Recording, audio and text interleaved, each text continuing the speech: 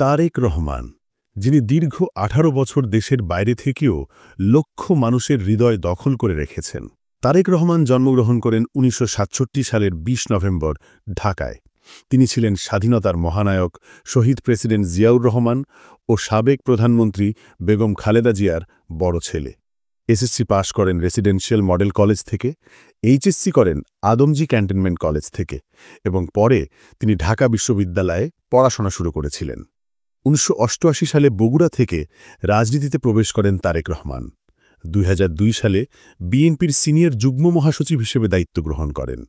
২০০১ থেকে ২০০৬ সালের শাসনকালে দলের এক মুখ্য নেতারূপে প্রতিষ্ঠিত হন। ২০১৮ সালের ১১ ডিসেম্বর বিএনপির ভারপ্রাপ্ত চেয়ারম্যান পদে নিযুক্ত হন, যেখানে বিদেশে থেকে দলকে নেতৃত্ব দেন। তবে ২০০৭ সালে তত্ত্বাবধায়ক সরকারের আমলে তার বিরুদ্ধে ৮৪টি মিথ্যা মামলা দায়ের করা হয়। তাকে গ্রেফতার করে রিমান্ডে নেওয়া হয় এবং সেখানেই অসহনীয় নির্যাতন চালানো হয়। শারীরিক যন্ত্রণার পাশাপাশি মানসিক নির্যাতনের ধ্বংসপ্রায় জীবন। মুক্তি পাওয়ার পর নিজের জীবন বাঁচাতে ও সুস্থ হতে চিকিৎসার জন্য লন্ডন চলে যান। তারপর থেকে বিশেষ করে আওয়ামী লীগ সরকারের আমলে দেশে ফেরার পথ আটকে দেওয়া হয়। তাই প্রায় ১৮ বছর ধরে তিনি বাংলাদেশে ফিরতে পারেননি।